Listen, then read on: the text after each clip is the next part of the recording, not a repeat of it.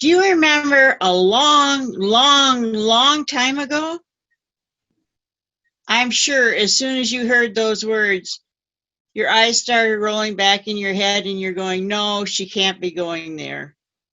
She can't be trying to dredge up old memories of so far back.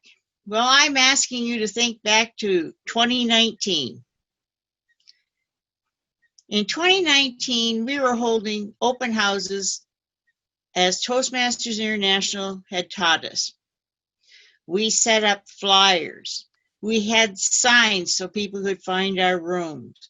We had food available. It depended on where you met, what kind of food, what time you met, also determined what kind of food you would use.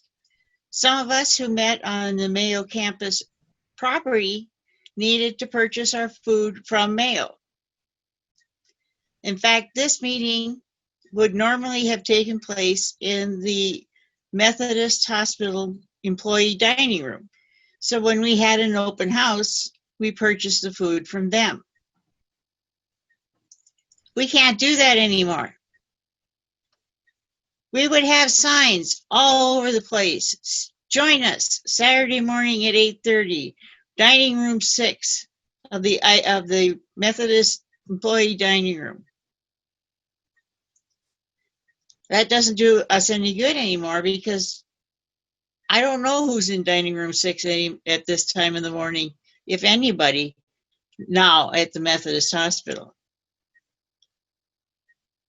The other major change is we had no real fear of putting our address out there because the only people who would come and visit us would be either fellow Toastmasters or people interested in being Toastmasters. And most of the facilities we met at did have some security type people. So if somebody came that was going to possibly do us harm or anything else, we had protection. The only way you got the Zoom link this morning was to contact somebody, either through the Eventbrite, which on the confirmation email had the Zoom link, or by asking somebody one-on-one. We cannot post the Zoom link for everyone to see because we have no control over who's going to come. And normally for an open house, you'd say, well, you don't want to control who can come. Well, unfortunately, we had a very serious problem when we did our first contest in Division F, where we were hacked. We had people come in and take over our Zoom meeting, our Zoom contest. So we cannot produce that anymore. Another thing we had way back in 2019 was you picked the right person for Toastmaster. You looked for your best speakers. A lot of times you had an inexperienced speaker with a more professional speaker so that people could see the growth that is available as a member of a Toastmaster club. Well, today we did the same thing in the fact that we picked Brian for our Toastmaster. He is a very experienced Toastmaster. And I'm not going to use the phrase that I've heard used many times on me, that he's an old Toastmaster, because I don't like to advertise the fact that I'm old. Some of the things are going to be the same with pre-pandemic and during the pandemic. Other things are very different.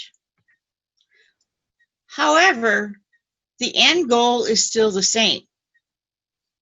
When Linda comes on after me and tells you how to conduct a virtual open house and how to get the word out so that you can conduct your open house, she still is going to have the same goal.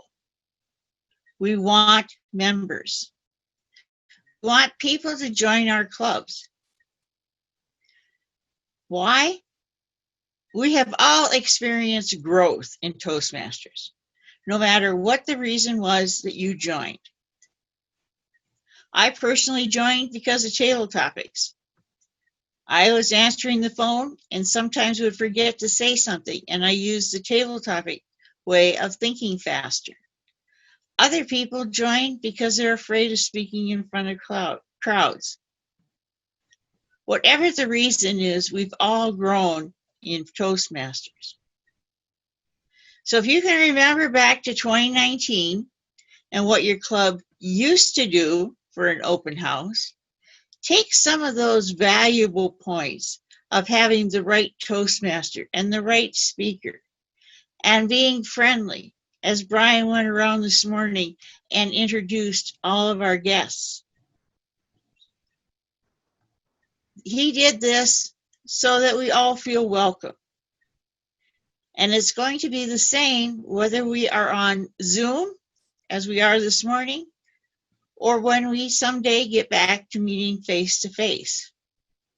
So look at what you did right in 2019 for your open houses and listen to Linda to see how you can incorporate them into your 2020 open houses. Yes, this pandemic is still going on, but we can survive and we can thrive as Toastmaster clubs.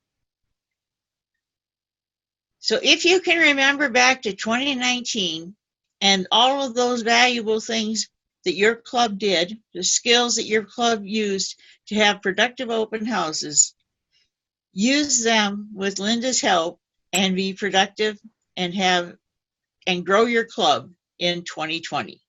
Mr. Toastmaster.